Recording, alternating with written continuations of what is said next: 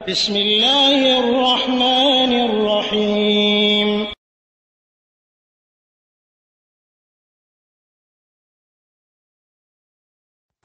ألم يأن للذين آمنوا أن تخشع قلوبهم لذكر الله وما نزل من الحق ولا يكونوا كالذين أوتوا الكتاب من قبل فطالت عليهم الأمد فقست قلوبهم وأكثرهم فاسقون মোহতারাম প্রিয় বাংলাভাষী ভাই বন্ধুগণ,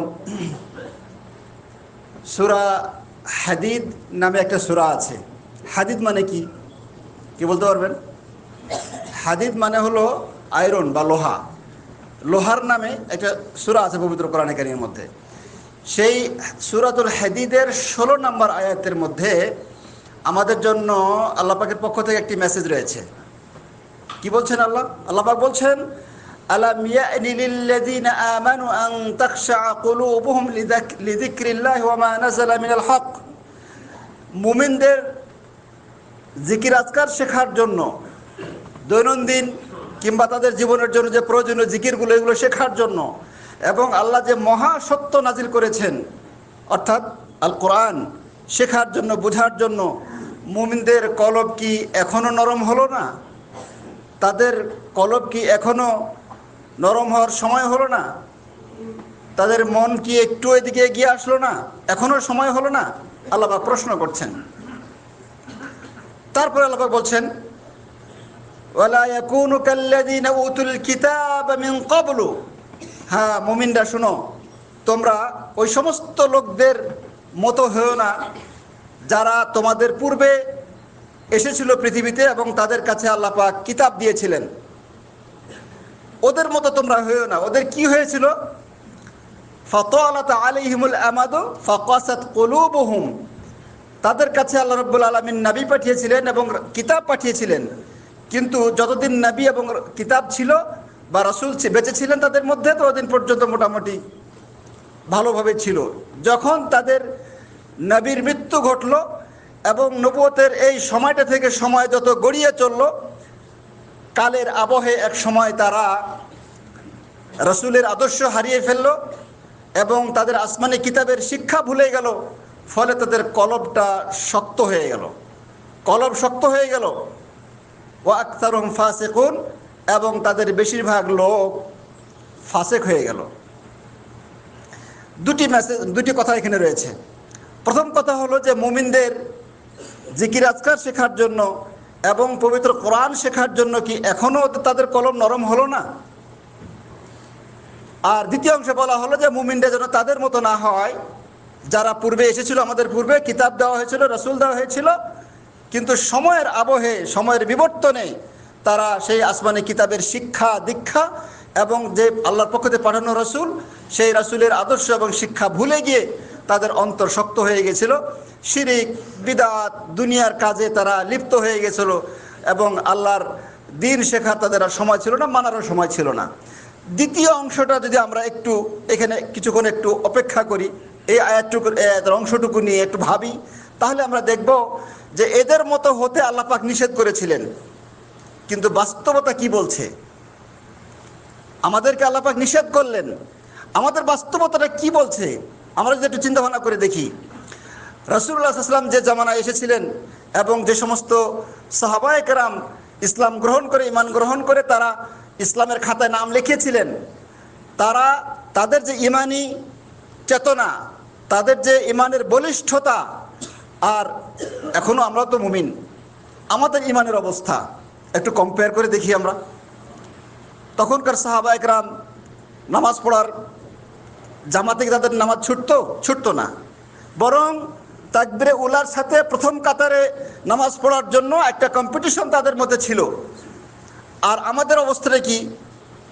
1400 বছর অতিক্রম করার পরে আমাদের অবস্থাটা হয়েছে যে নামাজ পড়াটা এটা গরিব মিসকিনদের কাজ, আমরা নামাজ পড়বো কেন? অথবা যখন ডিউটি থাকবে তখন নামাজ, আর যখন ডিউটি নাই তখন আমাকে রেস্ট, নাস্তা, ম্যাডামের সাথে কথা বলা, রান্না বান্না, গোসল ইত্যাদির মধ্যে আমাকে থাকতে হবে। আর যখন ডিউটি তখন আমাদের নামাজের হুড়োহুড়ি। মানে অবস্থাটা কি? সাহাবায়ে কেরাম তো মুখে দাড়ি রাখে নাই, তাই না? সাহাবায়ে কেরাম মুখে দাড়ি রেখেছেন, প্রিয় রাসূল সাল্লাল্লাহু আলাইহি ওয়াসাল্লাম মুখে দাঁড়িয়ে রেখেছেন। কালের আবহে 1400 বছর পরে হিসাব করে একটু কম্পেয়ার করে দেখি আমাদের অবস্থাটা কি। এখন দাঁড়িয়ে রাখা একটা হাস্যকর অবস্থা। আমি কোনো দেশের কথা বলছি না, সব মুসলমানদের অবস্থা তাই, সারা পৃথিবীর মুসলমানদের অবস্থা তাই। দাড়ির প্রতি আমাদের অবিচার। মানে শুক্রবার পুরো সপ্তাহটা সময় না পাইলেও শুক্রবার দাড়ি সেভ করে তাকে নোংরা জায়গায় ডাস্টবিনে নিক্ষেপ না করা পর্যন্ত জুমার মসজিদেও যাওয়া হয় না আমাদের। শুক্রবারটা অতিক্রম হওয়ার কোনো সুযোগ নাই, দাড়ি এটাকে ফেলতেই হবে এবং এটাকে ডাস্টবিনে নিক্ষেপ করতেই হবে। আল্লাহ রাসূলের সুন্নতে কি হয়েছে, ইন্না লিল্লাহি ওয়া ইন্না ইলাইহি রাজিউন। সাহাবায়ে কেরাম আল্লাহ রাসূলের সুন্নতকে কত মহব্বত করতেন, আর আল্লাহ রাসূলের সেই সুন্নত আমাদের কাছে 5 পয়সার মূল্য নাই। 5টা পয়সার মূল্য যদি আমাদের সমাজে থাকতো, ইন্না লিল্লাহি ওয়া ইন্না ইলাইহি রাজিউন। সাহাবায়ে কেরাম পোশাক পরতেন টাকনার উপরে, আমাদের অবস্থাটা কি? আল্লাহ পাক বলেছেন ওদের মতো তোমরা হয়েও না, কালের আবহে তোমরা ঈমান আমল হারিয়ে কলম শক্ত হয়ে যাওয়া, এমনটা যেন তোমাদের মধ্যে না হয়। কিন্তু বাস্তবতা কি বলছে? তাদের সাহাবায়ে কেরামের স্ত্রীরা, তাদের মেয়েরা বেপরদা হয়ে চলতো? নিঃসন্দেহে নয়, তারা পর্দা পুশিদার সাথে চলতেন এবং দিনকে রক্ষা করতেন। আমাদের মেয়েদের কি অবস্থা? মার্কেটিংয়ে যাচ্ছে, স্কুল কলেজে যাচ্ছে, বিভিন্ন পার্টিতে যাচ্ছে, দেখে বোঝার উপায় নাই যে এটা হিন্দুর মেয়ে না মুসলমানের মেয়ে, হিন্দুর স্ত্রী না মুসলমানদের স্ত্রী। কালের আবহে আমাদের কলব শক্ত হয়ে গেছে। প্রিয় বন্ধুগণ, আল্লাহ পাক এখানে বলেছেন যে তোমরা তাদের মতো হয়েও না যাদের কাছে কিতাব এসেছিল, রাসূল এসেছিল, কিন্তু কালের আবহে কালের বিবর্তনে তারা সেগুলো সব ভুলে গেছিল। আজকে আমরা সব ভুলে আমাদের কলব শক্ত হয়ে গেছে। এখন আসুন, এই আয়াতের প্রথম অংশ আল্লাহ পাক বলছেন যে আল্লাহর জিকির আজকারের ব্যাপারে, এবং আল্লাহ পাক যে সত্য নাজিল করেছেন মানে কোরআনের জন্য, তাদের কলব কি, মুমিনদের কলব কি এখনো নরম হওয়ার সময় হলো না?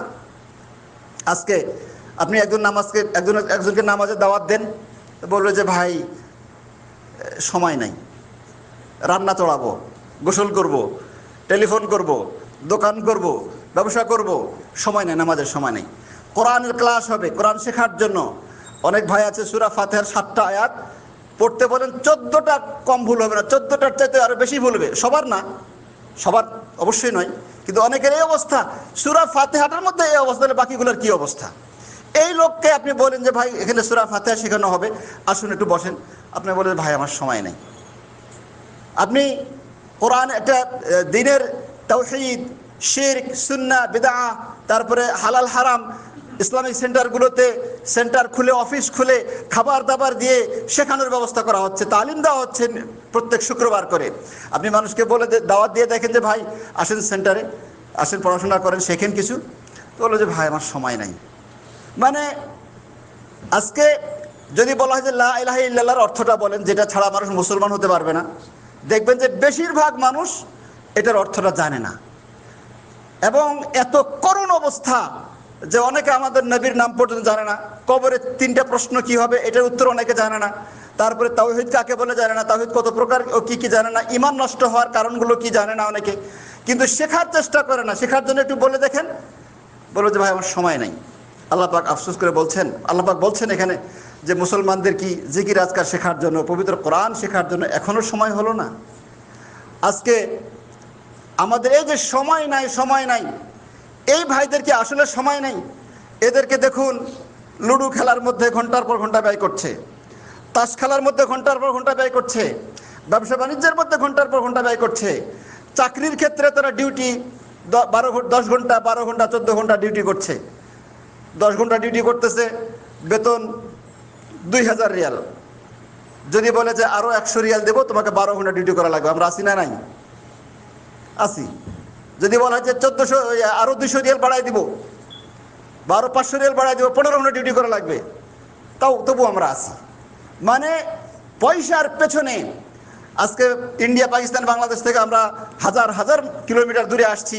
যদি পয়সার আরো বেশি কোথাও সন্ধান থাকে সেখানেও আমরা যেতে রাজি আছি, কোনো আপত্তি নাই। দরকার হলে নতুন স্ত্রী রেখে আমরা চলে আসতেছি, সন্তান সন্ততি রেখে আমরা চলে আসতেছি। কিসের জন্য? দুনিয়ার জন্য। কিন্তু দিনের জন্য আমরা কতটুকু স্যাক্রিফাইস করতেছি? দিনের জন্য আমাদের সময় নাই ভাই।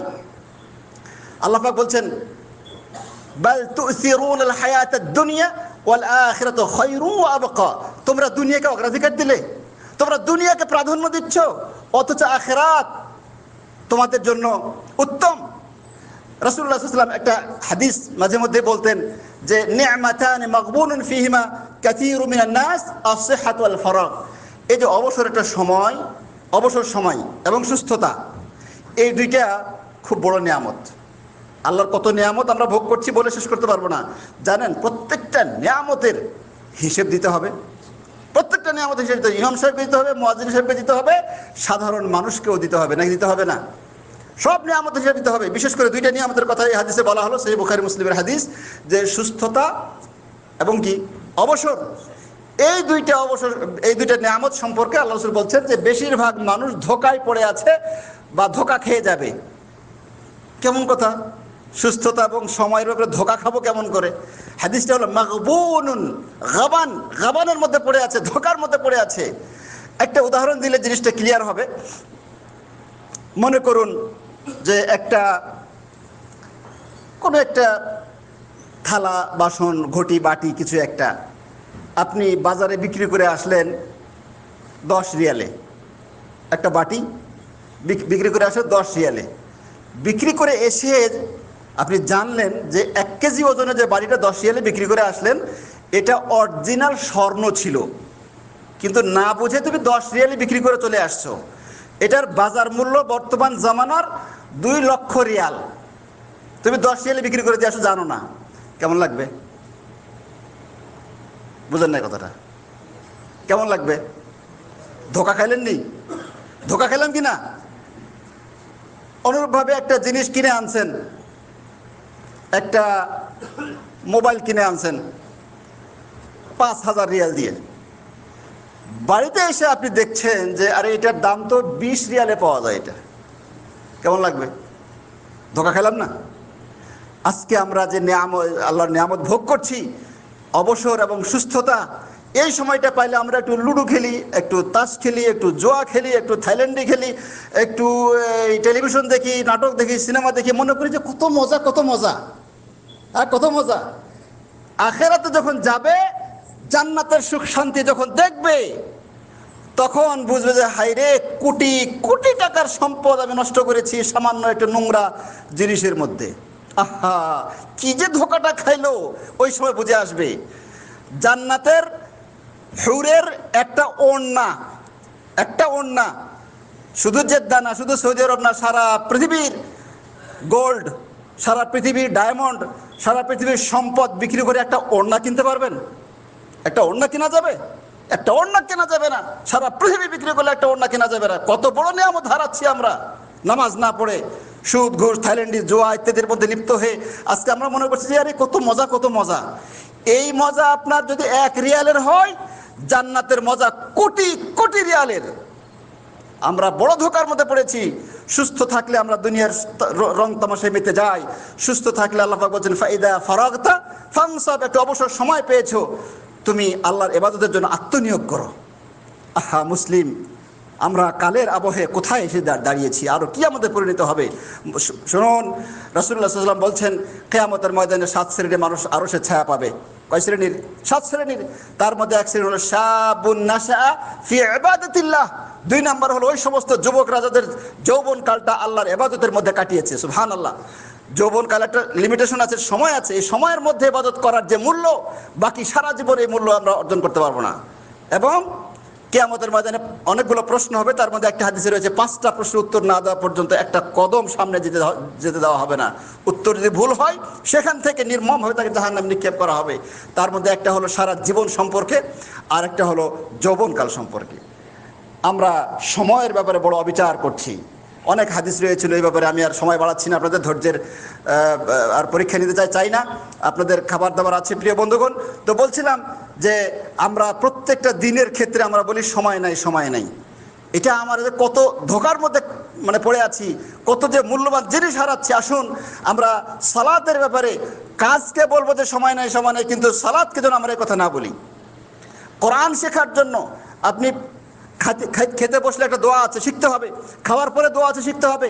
তারপরে পোশাক পরলে দোয়া আছে, শিখতে হবে। ঘরে প্রবেশ করার সময়, এখন যে ঘরে প্রবেশ করবে, দোয়া আছে, দোয়া পড়ে প্রবেশ করবেন। আবার ঘর থেকে যখন বের হয়েছি, দোয়া পড়ে বের হওয়া উচিত ছিল। গাড়িতে চড়বো, দোয়া পড়ে যাওয়া উচিত ছিল। সফরের জন্য দোয়া আছে, স্ত্রী মিলনের দোয়া আছে, তারপরে জীবনের প্রত্যেকটা ক্ষেত্রে দোয়া আছে। কবে সময় হবে? 40 বছর, 50 বছর, 60 বছর বয়স, সময় নাই। এখন ওই শব্দটা সময় নাই। আচ্ছা 120 বছর দিলে, বয়স দিলে সময় হবে? 120 বছর সময় যদি দেওয়া হয়, কাউকে বয়স দেওয়া হয়, সময় হবে? 80 বছর বয়স, 100 বছর বয়স, 200 বছর দিলেও আপনার সময় হবে না। যাদের অভ্যাস এরকম তৈরি হয়েছে, তাদের মুখ দিয়ে এই শব্দটা মুখস্থ করছে তো করছেই, সময় নাই, সময় নাই, সময় নেই। 30 বছর বয়সে ওই কথা বলতো, 40 বছর ওই কথা বলছে, 50 বছর বয়সে তাও ওই কথা বলছে, 60-70 বছর বুড়া তার এখন সে ওই একই কথাই বলে, সময় নাই। আল্লাহ পাক বলছে, আলাম ইয়ানিলিল্লাযিনা আমানু আন তাখশাআ কুলুবুহুম লিযিকরিল্লাহ ওয়া মা নাযালা মিনাল হক। আল্লাহ পাক আমাদেরকে বোঝার তৌফিক দান করুন। দিনের জন্য, আল্লাহর জন্য আমাদেরকে প্রতিদিন কিছুটা সময় বের করতে হবে। পবিত্র কোরআন যারা শিখে নাই, দ্রুত শিখতে হবে, মৃত্যুবরণ করার আগেই শিখতে হবে, এবং প্রতিদিন কোরআনের অর্থ শিখতে হবে, প্রতিদিন ইসলামিক বই পুস্তক পড়তে হবে, ইসলামিক লেকচার শুনতে হবে, এবং দিনের চার্জ, এলমের চর্চা আমাদের প্রতিদিন করতে হবে। তাহলে আমাদের ঈমান তাজা থাকবে, না হলে ওই যে কলম শক্ত হয়ে যাবে। আল্লাহ আমাদের বোঝার তৌফিক দান করুন। সাল্লাল্লাহু তাআলা আলা নবিয়িনা মুহাম্মদ ওয়া আলা আলিহি ওয়া সাহবিহি আজমাইন। আসসালামু আলাইকুম ওয়া রাহমাতুল্লাহি ওয়া বারাকাতুহু।